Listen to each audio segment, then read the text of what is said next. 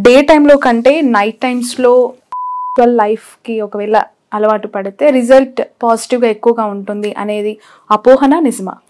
అది అపోహ ఎప్పుడు కాదు. బికాస్ నైట్స్ అనేవి you will have a long relaxation time కదా. ఇప్పుడు if there is a sexual activity end of the day same 9-10 o'clock, after that you sleep of, your body is relaxed, your hormones are getting produced, whatever the sperm has to do, it will have some time, and whatever comfort that you have when you're relaxed, your body tends to give way to various things in a sensible manner. అలాగని morning life ఉంటే ఉండదని కాదు, but ప్రాక్టికల్గా it is much more beneficial and convenient for your relaxation. నువ్వు morning say mid-afternoon if you have intercourse and you just go do some work and go around, and if you have to travel, if you have to do some other works and you're stressed out and you're not sleeping well, all this is not good lifestyle. Right ma'am. Okay blood group ఉన్న wife and హస్బెండ్కి ఒకవేళ పిల్లలు పుడితే చాలా health issues ఉంటాయి అని అంటూ ఉంటారు. No, it is a myth. Blood groups in fact same ఉంటే ఏ బ్లడ్ ఇష్యూస్ ఉండవు. ఒకవేళ మదర్ కి బేబీకి డిఫరెంట్ బ్లడ్ గ్రూప్స్ ఉంటే ఏబిఓ ఇన్కంపాటబిలిటీ కింద జాండిస్ వచ్చే ఛాన్స్ ఇంకెక్కువ ఉంటుంది తప్పితే సేమ్ బ్లడ్ గ్రూప్ ఉంటే అలాంటి ఛాన్సెస్ ఏమి ఉండవు. ఓకే.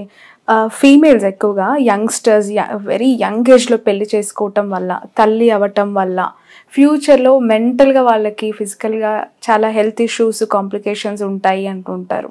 అది ట్రూ కాదు. But when we're talking about marriages అనేది teenage marriages definitely not good. Because వాళ్ళ మెచ్యూరిటీ లెవెల్ ఉండదు కాబట్టి, వాళ్ళ బాడీ మెచ్యూరిటీ లెవెల్స్ ఉండదు కాబట్టి, ప్రెగ్నెన్సీ అవన్నీ వస్తే వాళ్ళకి లోడ్ అవుతుంది అండ్ ఆల్ దీస్. కాబట్టి మనము teenage pregnancies are definitely not correct, teenage marriages are definitely not correct. But marriages anywhere between late teens, maybe 20-25 years, they are absolutely okay. And reproductive health కూడా పీక్లో ఉంటుంది, chances of pregnancy మంచిగా ఉంటుంది. But again social maturity, financial freedom, education, minimum degree education అవన్నీ ఉండాలి అని అంటే 21-22 years ఈజీగా అవుతుంది. ఒక్క జాబ్ రావాలి, జాబ్లో బేసిక్ రిక్వైర్మెంట్స్ అన్న మనం సెటిల్ అవ్వాలి అని అనుకుంటే 23-25 అవుతుంది. So after that the best time to get married. And అంతకన్నా ముందు మ్యారేజ్ అయిన వాళ్ళలో కూడా if the partner is good and supporting, there's no problem. But if there is any abuse, then the female will not have word and voice, because she'll not complete her education, she's not self-sufficient, she's not employed. Where will she talk? Where will she voice over? So అందులో exploit అవ్వడం కానీ, psychological problems కానీ, adjustments అయ్యి తెచ్చుకునే problems ఎక్కువగా ఉంటాయి.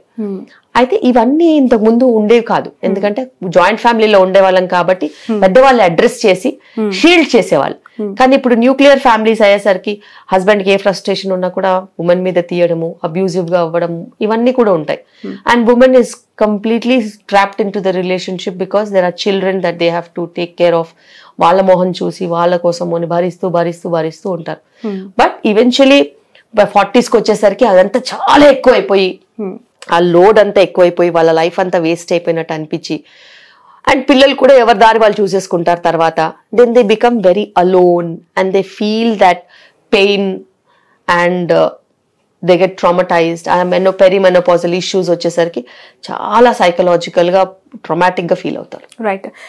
కొన్ని generations నుంచి చూస్తూ ఉంటే సర్జరీ అయిన డెలివరీస్ రేర్గా ఉండేవి, ఇప్పుడు నార్మల్ డెలివరీస్ చాలా రేర్గా కనిపిస్తున్నాయి. ఇన్ ఫ్యూచర్ ఐవీఎఫ్ డెలివరీస్ అనేవి, ఐవీఎఫ్ ప్రెగ్నెన్సీస్ అనేవి కామన్ అయ్యే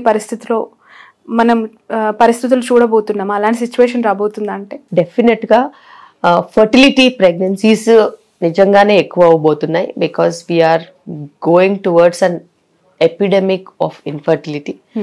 అది ఇంకా పాండమిక్, ఎపిడమిక్ అన్నీ ఒకటేలాగా అయిపోయాయి. ఇప్పుడు ఇన్ఫర్టిలిటీ చాలా ఎక్కువ అవుతుంది కాబట్టి.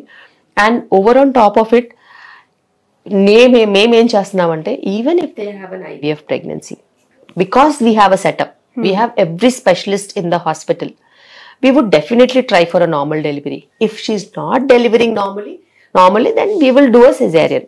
So anything సిజేరియన్ లో కూడా బ్లడ్ లాస్ ఛాన్సెస్ ఉంటాయి.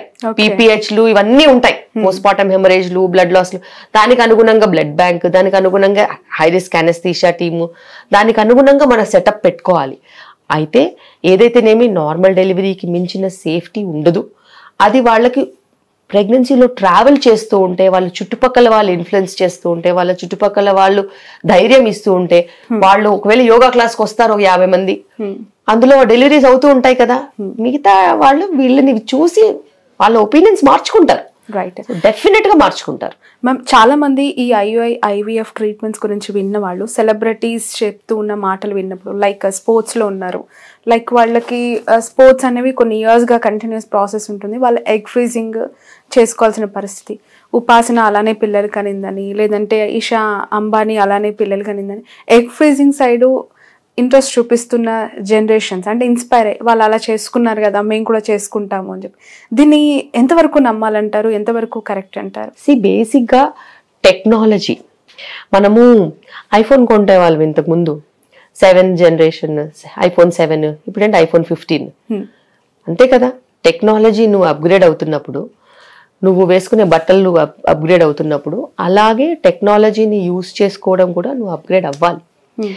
నీకు ప్రెగ్నెన్సీ ప్లానింగ్ 35 years వరకు లేదు అని నీకు తెలిసినప్పుడు, నీకు మెంటల్ మెచ్యూరిటీ ఉన్నప్పుడు, మరి నువ్వు 28 ఉన్నప్పుడే ఎగ్ ఫ్రీజింగ్ చేసుకుంటే నీ 28 years ఎగ్ క్వాలిటీ ఉంటుంది కదా. నీకు ఫైనాన్షియల్ అఫోర్డబిలిటీ ఉంటే, there are certain companies which pay for 2 cycles of egg freezing. Okay. Yes, there are software companies which pay for 2 cycles of egg freezing free of cost, everything funded from scratch. అలా ఉన్నప్పుడు నువ్వు ఆ mental మెచ్యూరిటీతో నువ్వు egg freezing చేసుకోకపోతే 35 yearsకి వెళ్ళి నువ్వు అక్కడ eggs తగ్గిపోయి, క్వాలిటీ తగ్గిపోయి నువ్వు సఫర్ అవుతావు కదా. సో బేసిక్గా the concept is, if you have such opinions, నువ్వు మెయిన్ స్ట్రీమ్లో ఉంటే నీకు ఇలాంటివి చేయాల్సిన అవసరమే లేదు. మెయిన్ స్ట్రీమ్లో ఉంటే నువ్వు టైంకి మ్యారేజ్ చేసుకుని, టైంకి పిల్లల్ని కనేసేసి, టైంకి పిల్లల్ని పెంచుకుంటూ హాయిగా నీ లైఫ్ నువ్వు ఎంజాయ్ చేసుకోవచ్చు, నీ ఇష్టం ఉన్నది చేసుకోవచ్చు. కానీ నీకు మెయిన్ స్ట్రీమ్ కాకుండా ఇతర ఆలోచనలు ఉన్నాయనుకో, you are a career oriented women, then you should definitely do egg freezing and make sure that your fertility is frozen. If you have a partner by then, if you are married by then, you freeze embryos. If you don't have a partner or if you are not married, then you can freeze your eggs. So ila cheskunte no 35 years ki kanu 40 years ki kanu nee ishtam. Okay. But the quality will be of a 28-year-old or 25-year-old or 26, whatever age that you have frozen your eggs, your quality will be that. This is using technology for somebody who really wants to postpone their pregnancy for a very long time.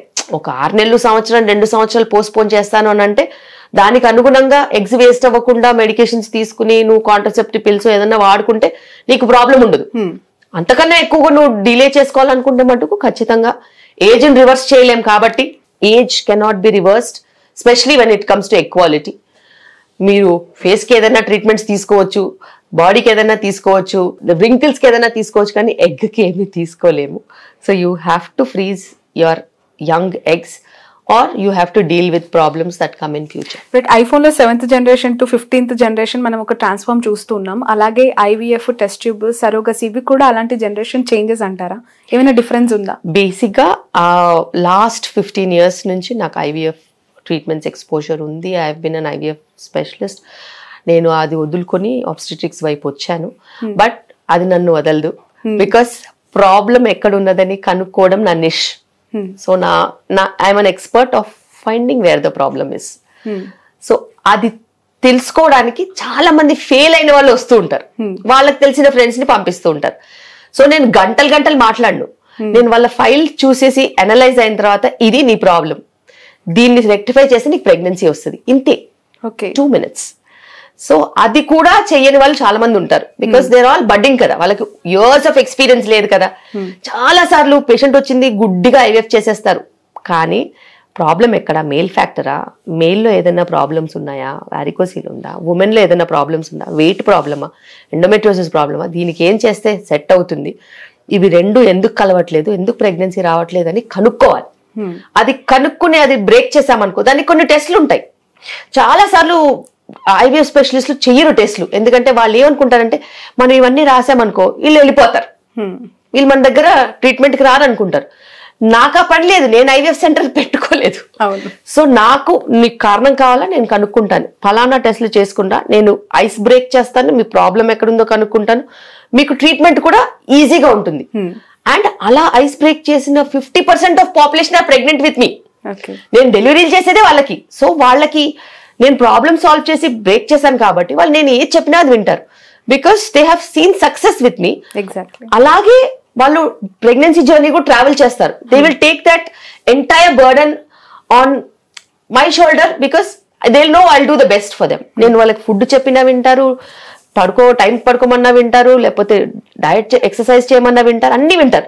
ఇంత highly motivated population లో నేను deliveries కూడా చేసుకోగలుగుతాను ఈజీగా. So ఇది అలా walk-in వచ్చే వాళ్ళని manage చేయడం కాదు, ఆల్రెడీ ఉన్న వాళ్ళు, తెలిసిన వాళ్ళు, ఆ సిస్టమ్కి అలవాటు పడిన వాళ్ళు, వాళ్ళు కావాలనుకునే వాళ్ళని నేను మేనేజ్ చేస్తున్నాను కాబట్టి అది అలా నడుస్తుంది. దాదాపు కొన్ని వేల వీడియోస్, వందల ఇంటర్వ్యూస్. డాక్టర్ శిల్పి రెడ్డి అంటే తెలియని వాళ్ళు ఉండరు. బట్ అబౌట్ శిల్పి రెడ్డి ఫ్యామిలీ అంటే ఏం చెప్తారు ఒకసారి చూస్తున్న ఆడియన్స్ కి? I'm a very family person. Basic గా నాకు 12 members పిల్లల్ని కలర్ ఉండేది. I always wanted to have a cricket team. 12 members? Yes. Peripheries లో నేను ప్రాక్టీస్ చేశాను. అక్కడ ఊపిరి తీసుకోవడానికి కూడా టైం ఉండదు. దాని తర్వాత ఏదో చిన్న ఫర్టిలిటీ ఇష్యూస్ తో బాధపడ్డాను. దాని తర్వాత ఐవీఎఫ్ చేయించుకున్నాను. మీకు కూడా ఫర్టిలిటీ ఇష్యూస్, అన్ఎక్స్ప్లెయిన్డ్ ఇన్ఫర్టిలిటీ ఉండేది నాకు. మీరు ఐవీఎఫ్ తో ట్రీట్మెంట్ తీసుకున్నారు? Yes, my first children, my twins were IVF. So ఆ తర్వాత ట్విన్స్ పుట్టిన తర్వాత వాళ్ళు ప్రీ టర్మ్ డెలివరీ అయ్యారు కదా. So I had a huge financial set back. And అది కవర్ చేస్తూ అంతా సెట్ అయ్యి లైఫ్ స్టైల్ మార్చుకుని మంచిగా organic food, sustainable living, family oriented life, morning నుంచి ఈవినింగ్ వరకు హాస్పిటల్, దాని తర్వాత పిల్లలతో హ్యాపీ ఎన్వైరన్మెంట్ ఉన్నప్పుడు మళ్ళీ నాకు కొడుకు పుట్టాడు. Then again there was an additional family member and we had lots of attention and all that. So పని అయిపోగానే ఐఎమ్ జస్ట్ అట్ హోమ్. వాళ్ళు స్కూల్కి బయలుదేరగానే I'm at home hospital. And వాళ్ళు పడుకున్న తర్వాత then if there is an emergency I come. మళ్ళీ వాళ్ళు లేసే లోపు వెళ్ళిపోతాను. సో అలాగా I live with my parents, my in-laws, అందరం కలిసి ఉంటాము, ఒకే దగ్గర పక్కనే ఉంటాం. అండ్ నాకు ఫ్యామిలీతో టైం స్పెండ్ చేయడం అంటే చాలా ఇష్టము. ఇంత బిజీ లైఫ్? ఎస్, నేను అసలు కాంప్రమైజ్ అవ్వను. And I take time for them. And definite గా ఎంత పరిగెత్తినా కూడా కుటుంబ వ్యవస్థ అది చాలా ఇంపార్టెంట్, చాలా చాలా ఇంపార్టెంట్. అండ్ మన దేశంలో కుటుంబ వ్యవస్థ అనేది ఎప్పటి నుంచో అనాది నుంచి ఉంది.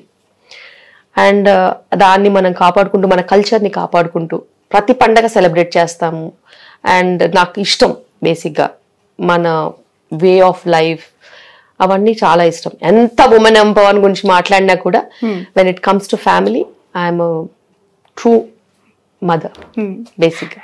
ఓకే, మీ మదర్ హౌస్ లో మీరు అలా ఉంటారు, ఒక డాక్టర్గా, ఒక డాటర్గా, ఒక బెస్ట్ ఉమెన్ గా. బట్ ఇన్లాస్ హౌస్ లో ఒక ఉమెన్ ఇప్పుడు ఫేస్ చేస్తున్న స్ట్రగుల్స్ అవన్నీ చూస్తూ ఉంటే ఏ ఆడదైనా అలానే కదా, ఏ ఆడపిల్లైనా ఇంతే కదా అత్తగారింట్లో అనే ఫీల్ ఎప్పుడైనా కలుగుతుందా? అస్సలు కలగదు. బికాస్ నేను అవన్నీ పట్టించుకునే టైంలో ఉండను, ఫ్రీక్వెన్సీలో అసలే ఉండను. బేసిక్ గా when everybody is busy, my mom is busy with her husband and my children, my mother-in-law is busy with the house, I am busy with the hospital, my children are busy with education and their play and all that. Ekkada evaru space lo valle encourage enter avvam. So ever comfort zone lo vallu untam. And that is how it is. నేను వెళ్ళి వేరే వాళ్ళ space లో కెలికితే వాళ్ళు నా space లో కెలుగుతారు, నేను ఎవరి స్పేస్ లో కెలకను. What about free time? ఎప్పుడైనా ఖాళీ సమయం, సినిమాలు, షికార్లు? ఎస్, నేను ఐ లవ్ మూవీస్. నేను first day evening show type మనిషిని. అవునా? యా. సో అట్లాంటి చిన్న చిన్నవి హ్యాబిట్స్ ఉన్నాయి నాకు.